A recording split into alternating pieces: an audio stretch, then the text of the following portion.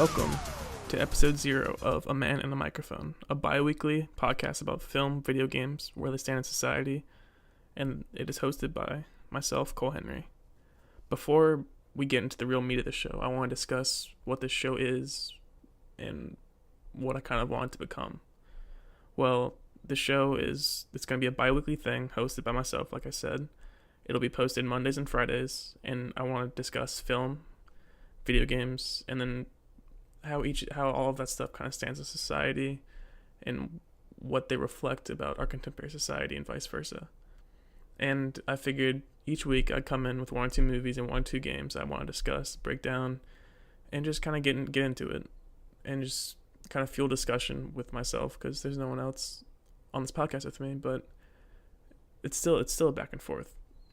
But as the show progresses and grows, as I hope it will, I love to have guests on, friends, people in the industry to interview, and just see where this thing can take me. So, without further ado, let's get into what might be one of my favorite movies of all time, and I can say that wholeheartedly, as I've seen it 3 times, and that is Blade Runner 2049. It is a 2-hour and 40-minute, big-budget, just art piece that just washes over you. And when you leave the theater, it's almost like a religious experience. It's like a filmmaker's mecca. And Denis Villeneuve, him and the writer Hampton Fancher have done the impossible. They've made a sequel over 30 years later that in many ways is better than the original. They have made a sequel that builds on the original and makes the original a better movie in retrospect. And they have created a sequel that doesn't fall into the category of a sequel.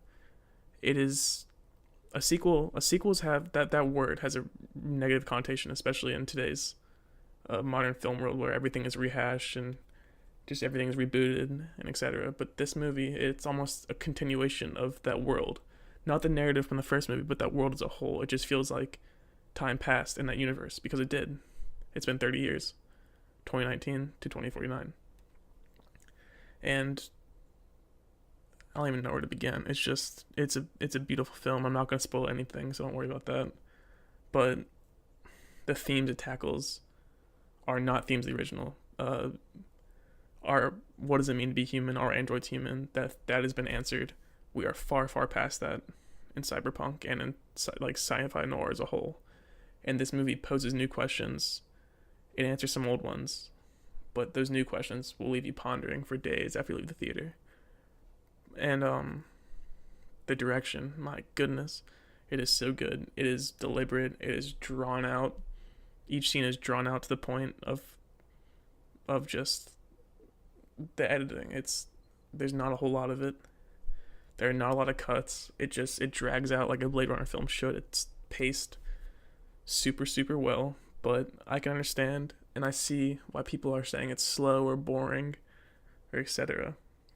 But the way Denis Villeneuve frames each scene, and then how Roger Deakins, the cinematographer, crafts some of the most beautiful things I've ever seen on the big screen, he will definitely win the Oscar this year.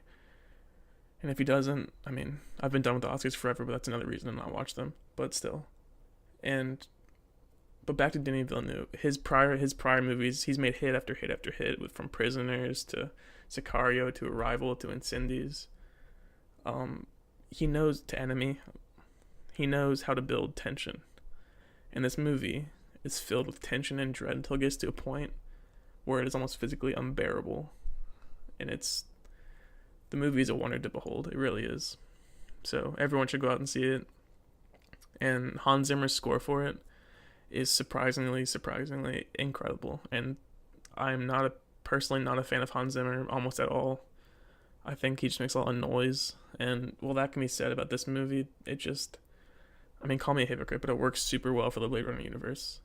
And shout out to Dave Bautista. He's becoming a fully formed, legit actor.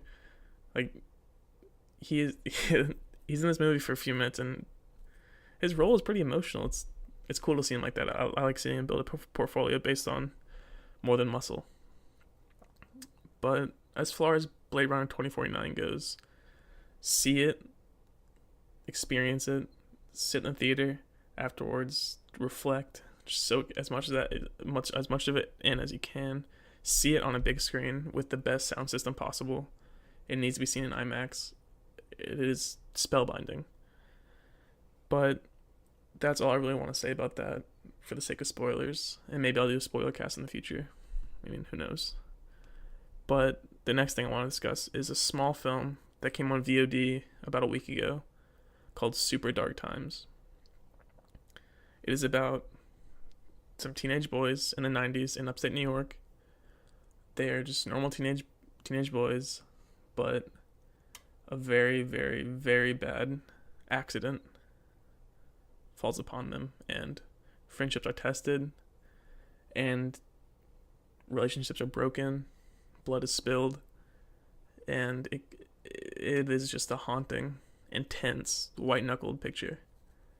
But what really stands out is the characters. This movie could have easily been like a schlock gore fest with teens and etc.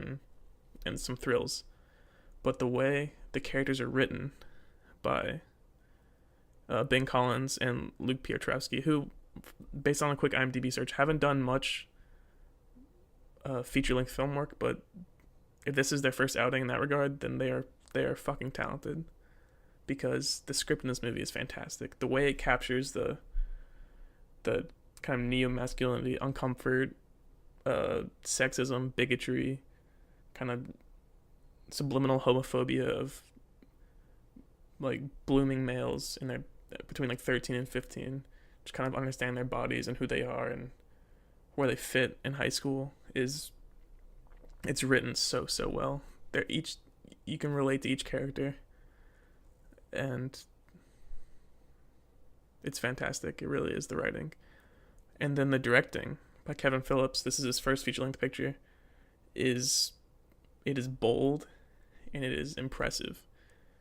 And as far as first pictures go, this is one of the best that I've probably ever seen. He is sure of himself behind the camera, and he knows how to pace a film well. He knows how to let a plot build. He knows how to let a scene linger. He knows when to cut. He knows what to show and not to show when it comes to violence. And he knows how to create an intense situation as seen at the end of the third act. But he also understands the palette in which he's working with, which is the mid-90s fall upstate New York.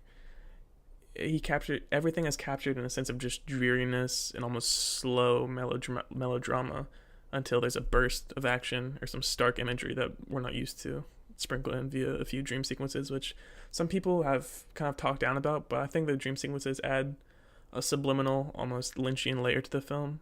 While maybe not necessary, it didn't hinder my experience of the film whatsoever. But the way it captures fall, it just feels like fall. There's leaves falling, and the color palette there's a lot of browns and grays and gray skies, and everyone's moving a little slower. Everyone's complaining about the incoming winter and getting cold and having no jackets, etc. And it's beautiful. And then when it comes to the 1990s, I feel like it captures the film very well. I was born in 97, so I can't really say much in this regard, but the music used, they show Nintendo 64. There's a Legend of Zelda joke at one point.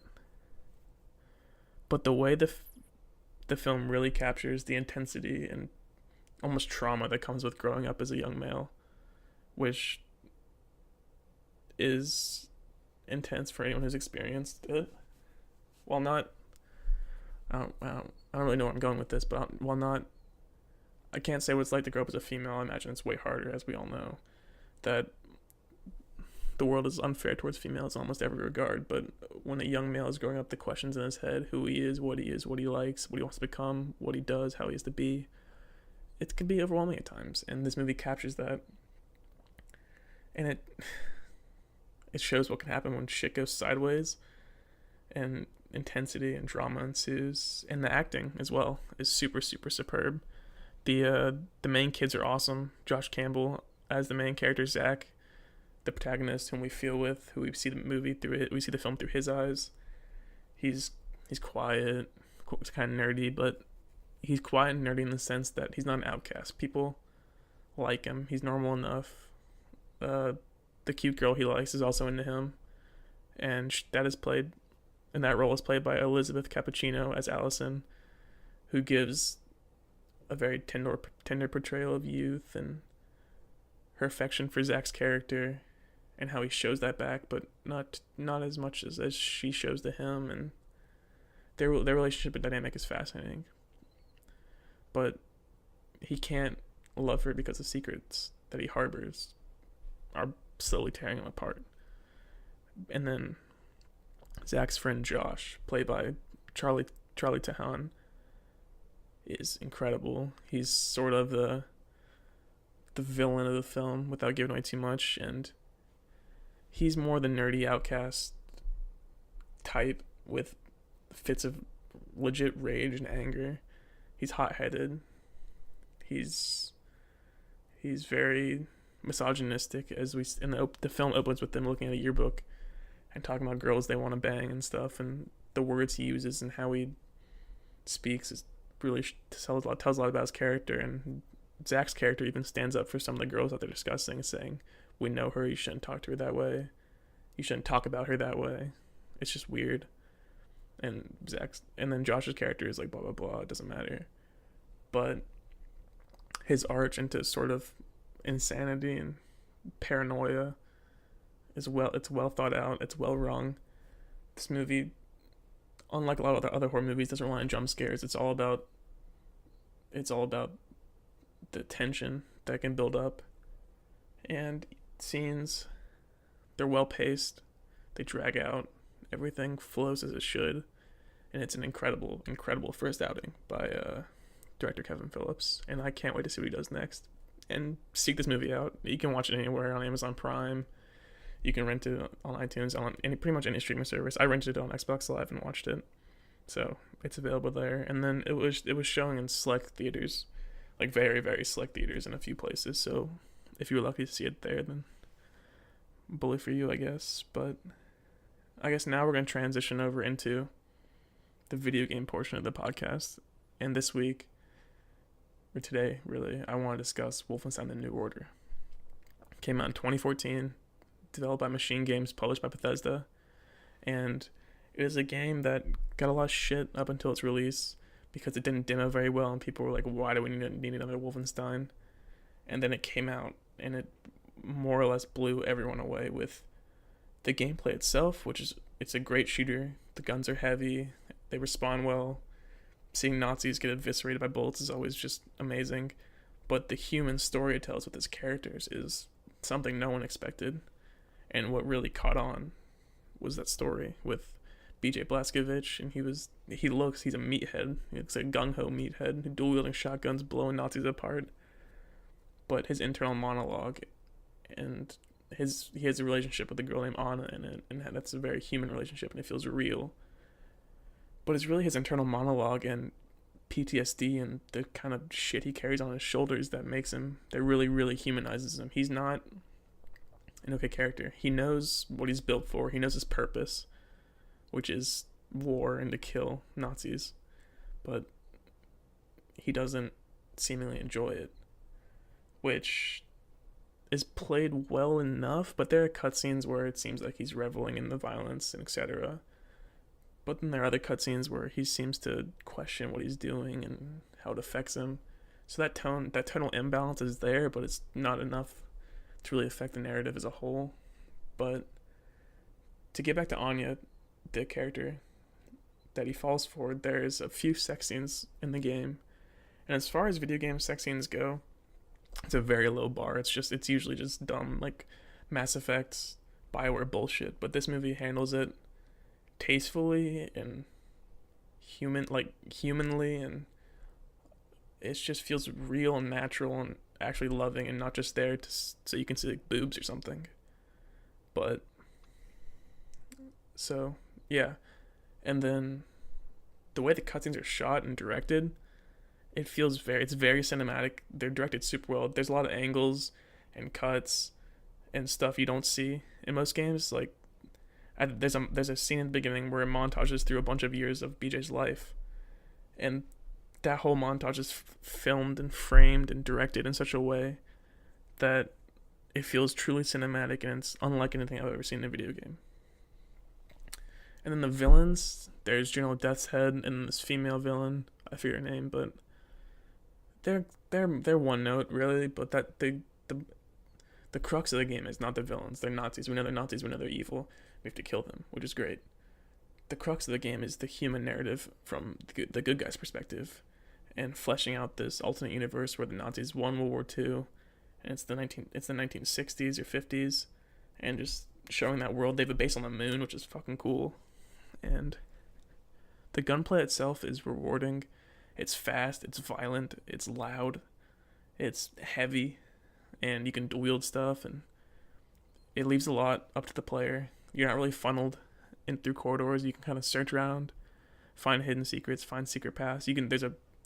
The stealth in this game is handled super, super well. You can pretty much play the whole game stealthy, except for maybe some boss fights and some scenes where you're forced into going loud.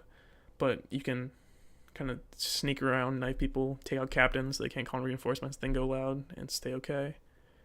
But the reason I want to talk about this game this week, seeing as that it came out in 2014 and I've played it a few times, was Waypoint Radio, a podcast hosted by the guys and gals over at Waypoint. They're doing a Waypoint 101 in this game, and they were discussing it, and it really made me want to play through it again. They opened up new questions, and they talked about themes and moments in the game that made me want to view this game through a different lens, a more critical lens, and I'm enjoying it even more than I did the first time. And Danielle Rindu on the Waypoint Radio, she's a big fan of environmental storytelling, and I'm kind of looking for that more in this game, and I'm seeing a lot more of it, and it's really making me appreciate the game a whole lot more. But the other reason I'm playing it is because Wolfenstein: The New Colossus comes out October 27th, and it is my most anticipated game of the year, so I'm just kind of refreshing myself on that story to see where they take it from there, and from everything they've shown, it just looks absolutely bonkers in the best way possible, and I'm super excited for it. So, with this podcast, I guess that's how I'm going to wrap up episode 0. It's sort of just a rough cut. I wanted to just get some thoughts out into the void of the internet, and it'll be better paced in the future, and I'll talk more eloquently. I'll have better things to say, but I just wanted to get this out there to get this sort of feel for the show for anyone who wants to listen to it, if anyone does. But yeah, thank you for listening, and I hope you continue to listen and see me progress in this medium, and I appreciate everyone who listens to it. Thank you.